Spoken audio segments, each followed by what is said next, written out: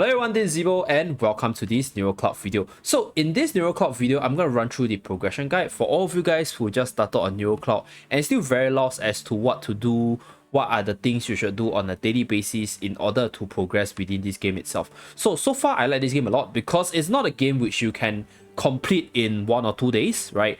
Right now I'm 2 days into the progression, so I started on the 21st. On the day of recording is 23rd, so currently at stage 4-2.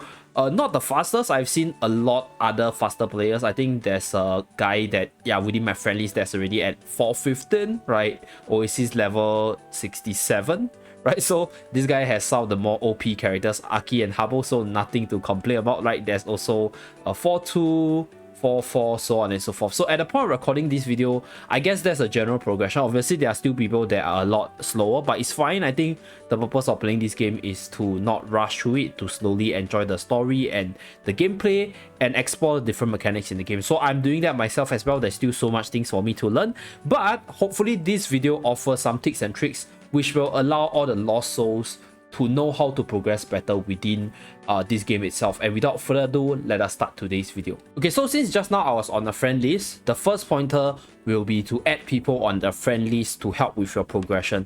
So within this game itself, there's actually 2 things which the friend list helps you with. Number 1, you can actually get your friend to help you in the progression. So let's say if I go to the Dark Realm, I'm just going to use this as a showcase. Over here, if you click on this, right, and you click on team building, you go to an edit team function. There's actually a support slot. So if you click on the support slot itself, you're able to request help from other players, right? You can request from strangers or even from your friends itself. So if you can add friends to help you, then that would definitely be one of the ways to help you progress, right? If you have really strong friends around. If not, you can actually visit the Discord page, the NeuroCloud official, which I'm showing on screen right now, where you will be able to add people as the friend ID through the friend ID portion. So this one helps you with 2 things other than helping you progress with the help of other people's stronger character. You can also get this thing known as the support points. So over here, if you go to the store itself, right, if you go to supplies and you go to special supply over here, support exchange, so you'll be able to set support dolls, right, and send out support dolls to other players to earn reputation point. So this reputation point can be used to exchange for all this stuff on a weekly or daily basis. So that's the 2 reasons why you should start adding people into your friend list. Okay, so next up will be the team building or team composition portion. So I'm not that early to the party. I'm pretty sure there's a bunch of content creators which already posted some team building guides from other servers or different sources. So I'm not a pro at that, but usually when we talk about team building, right, you will need a tank, which is you have Croc. So Croc is one of the better tanks around right now. Obviously there are other better choices, but Croc is free, so it's a free 3-star with an amazing tanking ability, so you can use her. And then obviously you have your Percy, which is a base healer that they will give you shards for free to develop to 5 stars. So these 2 units will form the core for most players, and then you have 3 other units. So these 3 other units, typically it will be 2 DPS or 1 support, 1 DPS and another healer. So for myself, I went the double healer route. Some people told me that double healer isn't really very good, but so far I am not breaking that hard in my progression, so I think it's fine. It really depends on which units you like in terms of their design and how you want to build your team. So if you want the most OP and straightforward team compositions that will allow you to progress smoothly without any breaking, then go online and search it up. I will link up the tier list link, right, by Timaeus to the team building portion, right? There's a team building portion there. You guys can follow that, or I will put on screen right now. It is the CN site's team building recommendation. I'm not going to talk too much about it because it's all in Chinese, but the idea is roughly there: 2 DPS, 1 tank, 2 support. So 1 healer, 1 support, or whatever, right? So that is the team building part. So once you have it up, then the next thing for team building that I recommend you to go for is to focus your resources in your DPS units first.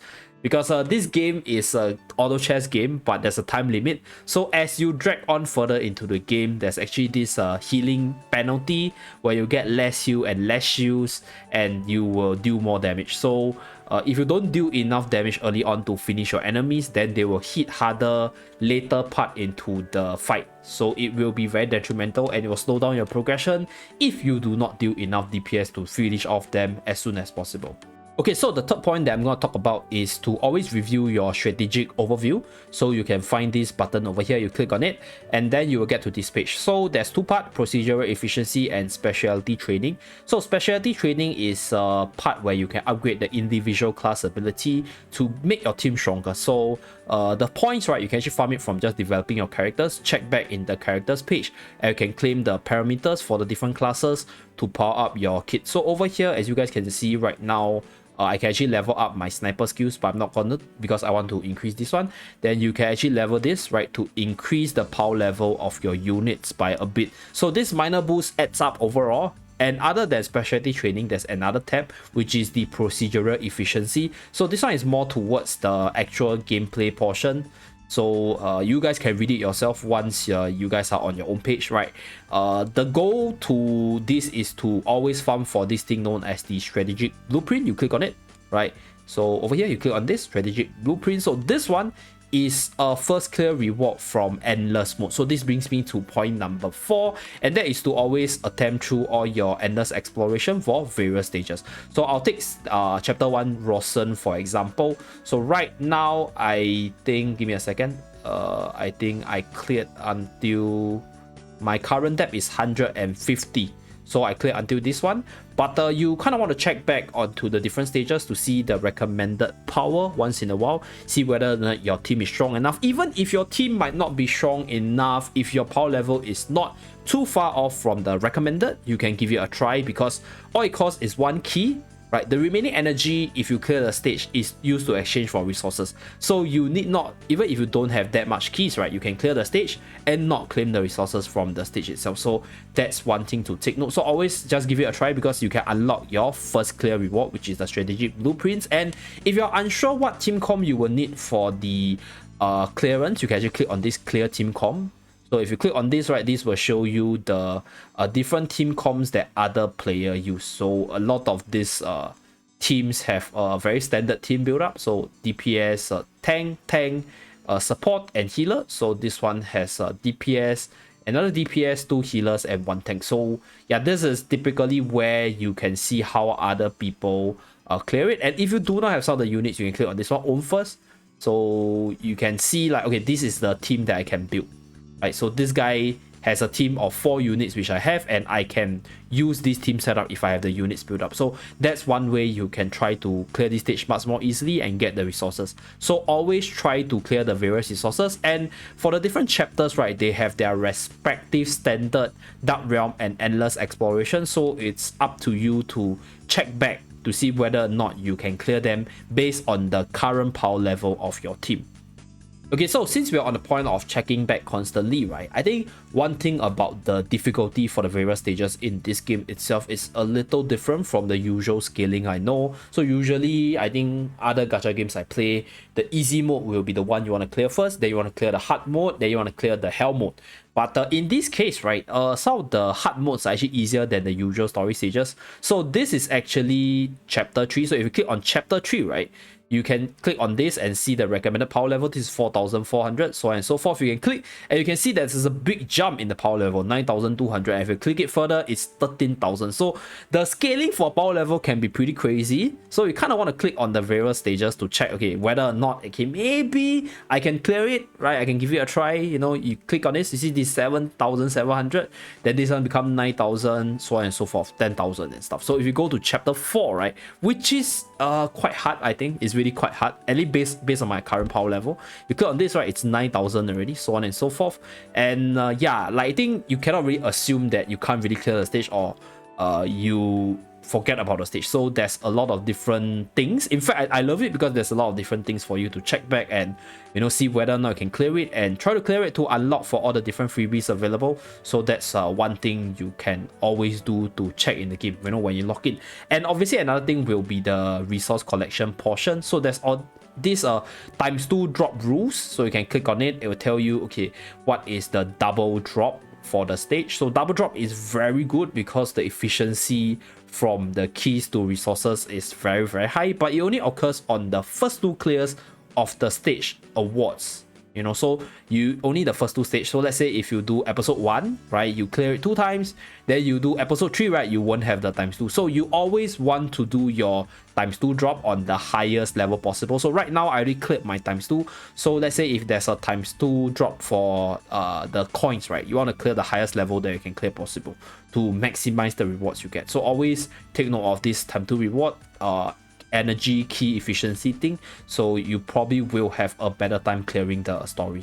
Okay, the next few pointers is with regards to character development, because for your progression, right, character strength is also very important, even though there's some big brain combos and plays you can do, but if your unit is fundamentally weak, then it's hard for you to clear. So the first thing that you kind of want to do for your character progression is always clear up your attempts for your fragment search. So you are given 10 attempts per day, right? You can farm all these shards for all the characters that you own, so that's pretty neat, and you are able to farm up to 6 episodes based on the intimacy level. So you want to level up your character intimacy level to level 6 as soon as possible, so you can farm all the 6 episodes to farm up the desired characters ASAP. So from what I know, most people are farming their DPS units. So Habo, Aki, they are like some of the top units which I've seen people farming. So I'll recommend you do that if you have these 2 units. But for myself, I'm farming Sakuya because I really like her design and she's a decent DPS unit. So that's one way to strengthen your characters.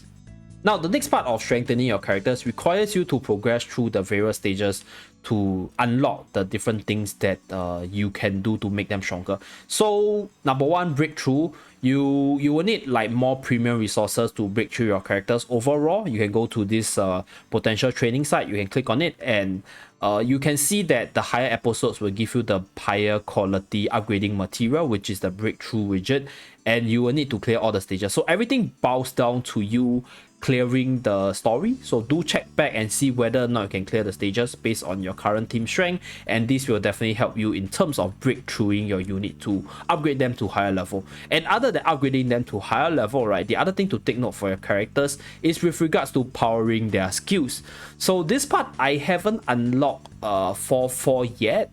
So this is one way you can make your character stronger, but you need to clear chapter 4, stage 4.4 to unlock this part, to upgrade the skills of your characters. So different characters have different scaling in terms of their numbers. So let's say, take for example, Sakuya is a bleeding percentage increase with a 0.8% increase from here to here, then suddenly it becomes 0.8, then here becomes 1%, you know, 1.2, 1.2. So the scaling percentage is different for different characters. Some characters have it better, but this is more for the nerdy side. I'm not going to talk too much about it, but this is one way you can make your character stronger. Get to stage 4.4 as soon as possible, unlock the skill sample, right, unlock the farming for this material to upgrade the skills of your desired characters. And lastly, with regards to the character, obviously other than newer expansion, right, with the shards farming, is the algorithm side. So you can actually farm the algorithm from the algorithm farming side, and you can also upgrade the algorithm efficiency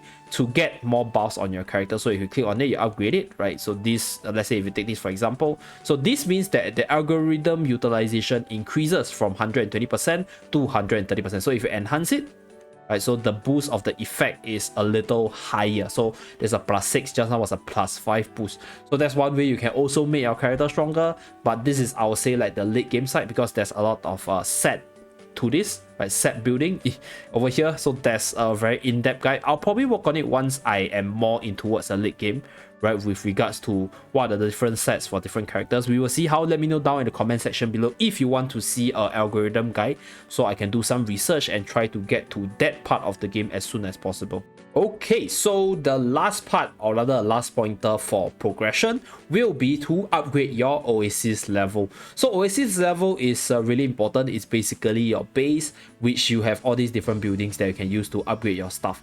So right here, as you guys can see, after collecting my material from the engineering bureau, I can upgrade my other buildings. So I'll collect. So I'll upgrade my Bitcoin bank because right now I'm running a little bit low, so I'll upgrade it to level 4, so on and so forth. So with this, right, you want to check back on the resources you need to upgrade it. So I'll recommend you to keep your storehouse at level 3 first, because the prefab unit storage is 800, which is more than sufficient for you to upgrade most buildings here, right? So the headquarters level 7 is about 600 or 700 plus, I can't really remember. So you only need more than 800 after you reach level 7 like myself. Then there's other buildings. So the order of upgrading, in my honest opinion, at the very start, right, I have a lot of Bitcoins, so I will keep my prefab unit, which is this one, my prefab unit. I'll use it to upgrade my headquarters first. So I save up and upgrade it to as high level as possible, and then upgrade my engineering bureau, because this one uses gold. So if you click on it, it uses gold, the coin, the Bitcoin, to upgrade. So then with all these higher level prefab production, you can use the prefab to upgrade your Bitcoin BAM to generate more Bitcoin itself. So right now I'm a little bit low, but I'm pretty sure with time I will generate more Bitcoins, and farming the stages helps as well. So other than the different buildings I mentioned, there's actually this building which you will unlock called the factory. So give me a moment. There's actually a factory over here. So factory, if you go back, yeah, click on this. Factory is actually a tab within the main page. So if I go to back, right, if you go to this part, there's actually the factory. So if you go to the factory portion, you can actually farm for materials to craft other stuff. So you can farm combat EXP, you can farm for gifts to give to your unit, and you can obviously farm for prefab unit, Bitcoin, as well as the data required to farm for other stuff. So I'll leave it to you guys to explore this part on your own. Personally, I just unlocked this portion, but I guess it's a little bit helpful to get more resources to train up your characters. And that's pretty much it for this ultimate progression guide. Hopefully this progression guide is helpful, and do let me know down in the comment section below whether or not I missed out any pointers that could be useful for all the beginners out there, or if I, like I mentioned in the previous video, you know, a little bit of mistakes here and there. Let me know down in the comment section below, and thank you very much for watching. Do remember to like and subscribe in order to see more contents on NeuroCloud from this channel, and I'll see you guys again in my next video. Bye guys.